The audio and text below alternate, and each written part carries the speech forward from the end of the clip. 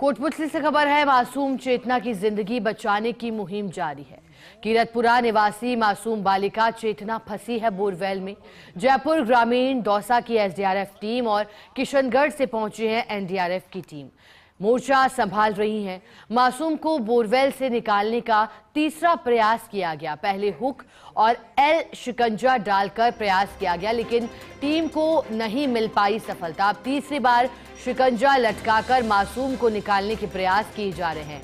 बार बार प्रयास करने के दौरान थोड़ी थोड़ी मिट्टी भी जा रही है बोरवेल के भीतर। मिट्टी जाने की वजह से कैमरे में धुंधली होती जा रही है तस्वीर, और लगभग बताया जा रहा है कि 15 से 18 घंटे बीत चुके हैं जब मासूम चेतना बोरवेल में गिरी थी।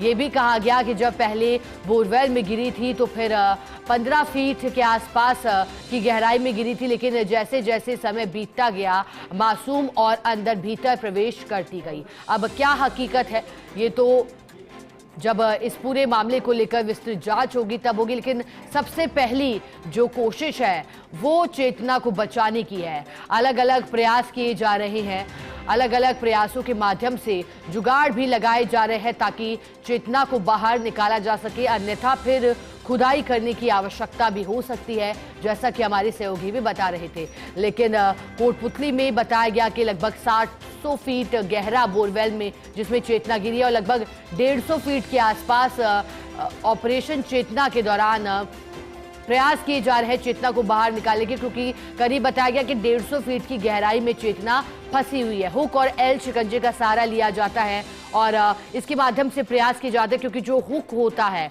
जो एल शेप होती है, इसके अंदर बाकायदा कड़ियां होती है पकड़ने के लिए, ताकि धीरे धीरे सरक करके मासूम को पकड़ा जा सके और फिर उसे धीरे धीरे बाहर निकाला जा सके। लेकिन जब प्रयास गति नहीं पकड़े, ये भी कहा गया कि कुछ प्रयास फेल हुए या फिर सफल नहीं हो पाए, तो फिर प्रयासों के तरीके को और अंदाज को बदला गया है। लेकिन स्थानीय जनप्रतिनिधियों की भी मौजूदगी है, एसडीआरएफ और एनडीआरएफ के जवान हैं, इसके अलावा प्रशासनिक अधिकारी मौजूद है, तो वही स्थानीय जनप्रतिनिधियों की मौजूदगी और परिवार के लोगों का दर्द आज हर कोई समझ सकता है। जो मां है चेतना की, कल जब तस्वीरें आई थी, जैसे ही ये सूचना लगी कि मासूम गिर गई बोरवेल में, हालांकि पहले पता नहीं लगाया जा सकता था कि मासूम गिरी है, लेकिन फिर जब रोने की आवाज़ आई, कहा गया कि उसके बाद ऐसा अंदेशा हुआ कि खेलते खेलते चेतना बोरवेल में गिरी। और ये भी कहा गया कि बोरवेल जो है वो घर के भीतर ही खोदा गया था, जब इससे पानी नहीं निकाला जा सका तो फिर ऐसे ही छोड़ा गया था। अब क्या सच्चाई है देखिएगा, ये जानना भी जरूरी है, लेकिन उससे भी ज्यादा जरूरी है चेतना को बाहर निकालना। लाल घेरे में तस्वीर दिखा रहे हैं जो बोरवेल के भीतर से आ रही है।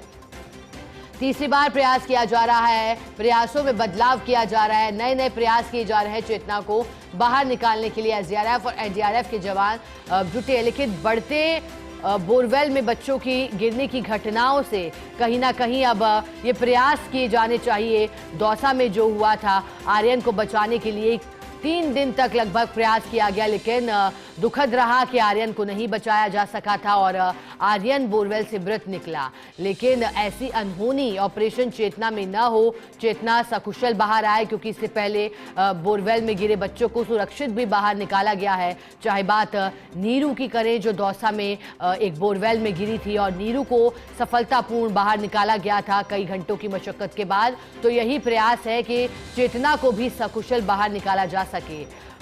लेकिन ऑक्सीजन और चेतना तक अन्य वस्तुएं भी पहुंचे, इसकी कोशिश भी की जा रही है, क्योंकि गहराई होने पर सांस लेने में तकलीफें भी आती हैं और मासूम क्योंकि सिर्फ 3 वर्षीय है, ऐसे में ये एक और बड़ी चुनौती हो जाता है कि 3 वर्षीय मासूम को बचाना है, क्योंकि मासूम की उम्र काफ़ी कम है, तो ऐसे में ज़्यादा सेंस भी डेवलप नहीं हो पाते कम उम्र के चलते। और बच्चों में किस तरह से जो ज़िंदगी की जंग है, इससे लड़ते रहने के लिए, जो ज़िंदगी और मौत के बीच की जंग को लड़ते रहने के लिए किस तरह से प्रयास किए जा सकते हैं, बच्चा भी अपनी ओर से पूरे प्रयास करे, ये थोड़ा मुश्किल हो जाता है, क्योंकि उम्र काफ़ी कम है चेतना की, महज 3 वर्षीय है। और जब बोरवेल में गिरी तो फिर उसके बाद रोने की आवाज भी सुनाई दी, लेकिन परिजनों का भी रो रो कर बुरा हाल है। अंदाजा लगाया जा सकता है ना सिर्फ परिजन, वहां के स्थानीय लोग भी ये प्रयास कर रहे हैं। प्रार्थना हर कोई कर रहा है। फर्स्ट इंडिया भी यही उम्मीद करता है, प्रार्थना करता है, कामना करता है कि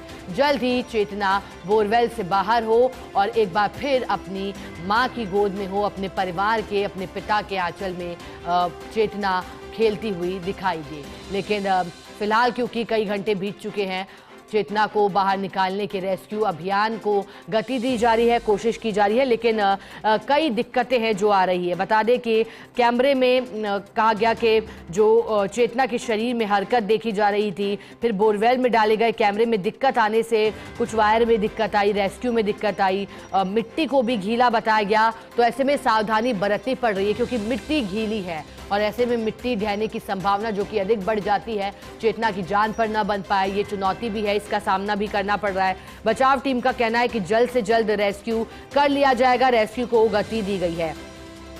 एनडीआरएफ और एसडीआरएफ की टीम की मशक्कत से जल्द जीत सकते हैं चेतना को बोरवेल से निकालने की जंग। उम्मीद बढ़ गई है जब एनडीआरएफ और एसडीआरएफ की टीम देसी जुगाड़ के माध्यम से पूरी कोशिश कर रही है, कड़ी मशक्कत करके। चेतना को बोरवेल से निकालने के लिए जेसीबी तो पहुंची ही थी और जरूरत पड़ते ही खुदाई जरूर शुरू की जाएगी, लेकिन फिलहाल देसी जुगाड़ का सहारा लिया गया। चेतना को निकालने के लिए सबसे पहले बात देसी जुगाड़ पे आई, क्योंकि अगर ये जुगाड़ काम कर गया और कर जाता तो चेतना बाहर होती, क्योंकि खुदाई में कुछ समय लगता है। खुदाई करने में जो समय होता है जाहिर तौर पर वो लगता है अब चाहे कितने भी प्रयास किए जाए, लेकिन जो समय एक खुदाई के माध्यम से लगता है किसी भी स्थान को खोदने के लिए, वहाँ एक गहरा गड्ढा करने के लिए, वो एक बड़ी चुनौती हो जाता है। क्योंकि ऐसे में मासूम की जिंदगी की जंग जारी रहे और खुदाई का कार्य भी चलता रहे, इसमें थोड़ी चुनौतियाँ आती हैं। तो पहले प्रयास किए जाते हैं कि देसी जुगाड़ के माध्यम से मासूम को बाहर निकाला जा सके। बता दें कि हादसा करीब कल दोपहर बाद के बाद का बताया जा रहा है और ऐसे में 150 फीट की गहराई पर बच्ची का अटकना भी बताया गया। भूखी प्यासी है बच्ची, कई घंटे बीत जाने के बाद भी, लगभग 15 से 18 घंटे बीत चुके हैं। 2 बार रेस्क्यू सफल नहीं हो पाया, लेकिन हर बार एनडीआरएफ और एसडीआरएफ के जवान अपनी पूरी कोशिश कर रहे हैं, हर संभव प्रयास कर रहे हैं। जो कीरतपुरा में मासूम 3 वर्षीय चेतना गिरी है, उसे बाहर निकालने के लिए।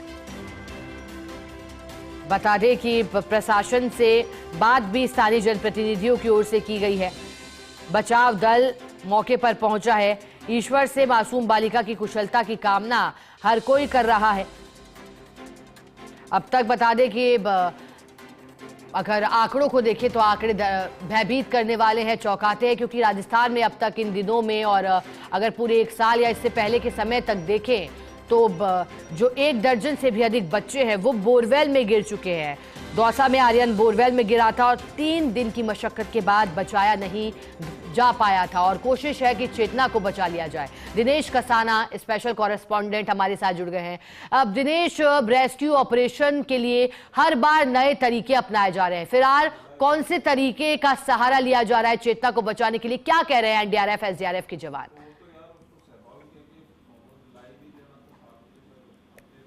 देखिए, फिलहाल एनडीआरएफ की ओर से रेस्क्यू ऑपरेशन है वो लगातार जारी है और जैसा आपने कहा कि पहले एल टाइप का शिकंजा डाला गया था, एक हुक बनाकर बोरवेल के अंदर डाला गया था ताकि किसी भी तरह से जो बालिका है वो हुक में अटक जाए और ऊपर उन्हें खींचा जा सके, क्योंकि नीचे 700 फीट गहराई और बताई जा रही है इस बोरवेल की।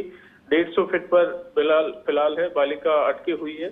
तो अब फिर से एनडीआरएफ की जो टीम है वो एक ऐसा शिकंजा डाला गया ताकि बालिका को उसमें अटकाया जा सके और सकुशल उसे बाहर निकाल लिया जाए। पहले भी चूंकि जैसा आपने अभी बताया कि दौसा में भी इस तरह की घटना हुई थी, आर्यन जो बोरवेल में गिर गया था बालक, हालांकि उसको बचाया नहीं जा सका, लेकिन एक इसी तकनीकी के द्वारा उसको भी बाहर निकाला गया था। इससे पहले बांदीकुई में भी इसी तरह की घटना हुई थी बोरवेल की। तो लगातार इस तरह की घटनाएं हुई है, उनमें इन तकनीकी का उपयोग किया गया है और इसी तरह से फिलहाल जो चेतना है उसको भी किसी तरह से सकुशल बाहर निकालने के प्रयास हैं वो लगातार जारी हैं। स्थानीय प्रशासन, पुलिस और जनप्रतिनिधि भी मौके पर मौजूद हैं और सभी की ओर से यही दुआएं की जा रही हैं कि किसी भी तरह से चेतना को सकुशल बाहर निकाल लिया जाए।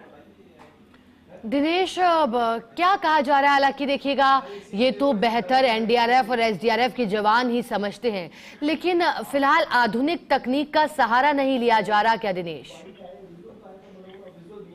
देखिए, वो तमाम प्रयास किए जा रहे हैं जिनके द्वारा बालिका को सकुशल निकाल लिया जाए, क्योंकि कल करीब ये 16-17 घंटे का समय हो गया है जब से ही लगातार रेस्क्यू ऑपरेशन है वो किया जा रहा है। पहले सिविल डिफेंस की टीम की ओर से भी किया गया, एसडीआरएफ की टीम की ओर से भी प्रयास किया गया। दौसा से जो एक्सपर्ट थे जिन्होंने वो दौसा में रेस्क्यू ऑपरेशन किया गया उनको भी बुलाया गया था, रात को उन्होंने भी इसमें सहयोग किया। इसके बाद जैसे ही एनडीआरएफ की टीम अजमेर से पहुंची, उसके बाद एनडीआरएफ की टीम भी लगातार अलग अलग तरीके अपना रही है कि और प्रयास यही है कि किसी भी तरह से बालिका को है वो सकुशल निकाल लिया जाए। दिनेश, क्या चुनौतियां ऐसे में आती, क्योंकि कहा गया कि बोरवेल की खुदाई हाल ही में हुई थी तो मिट्टी भी गीली है, तो चुनौतियां और भी बढ़ जाती हैं? देखिए, रेस्क्यू ऑपरेशन में चुनौतियां बहुत सारी हैं।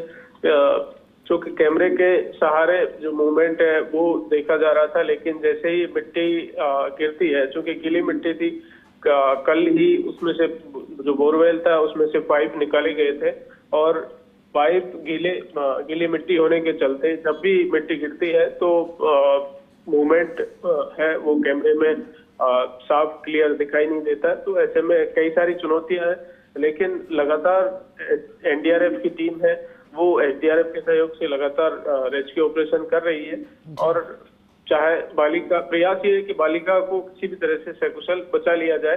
इसके लिए मेडिकल टीम भी यहाँ पर मौके पर मौजूद है।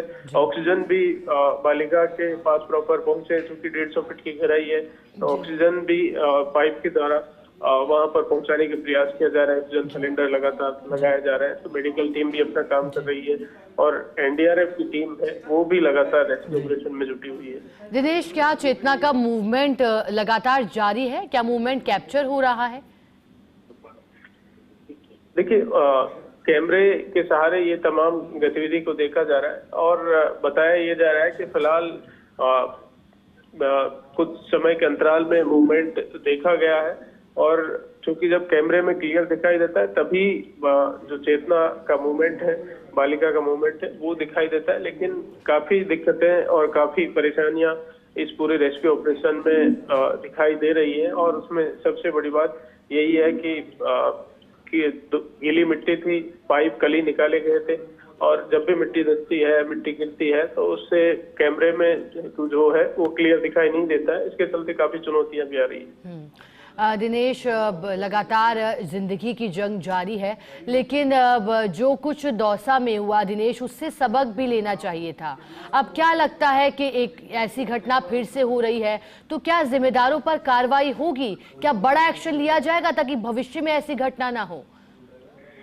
देखिए, इसके लिए एक जागरूकता अभियान चलाने की आवश्यकता है ताकि जितने भी खुले बोरवेल है आम जनता को भी इसमें जागरूक होना पड़ेगा और इसके साथ ही प्रशासन को भी पूरी तरह से एक अभियान चलाते हुए खुले बोरवेल ना रहें और जहां पर भी है उन्हें तुरंत ढकवा दिया जाए। सरकार भी लगातार जब भी ऐसी घटना होती है अपील भी की जाती है, लेकिन आम जन को भी इसमें जागरूक होने की आवश्यकता है और प्रशासन को भी थोड़ी सख्ती के साथ ऐसे बोरवेल जहां खुले हुए हैं उनको तुरंत ढकवाने के लिए एक अभियान चलाने की आवश्यकता है, क्योंकि लगातार ऐसी घटनाएं अधिकांश। ठीक है दिनेश, और उम्मीद करते हैं कि जल्द ही चेतना बाहर हो बोरवेल से।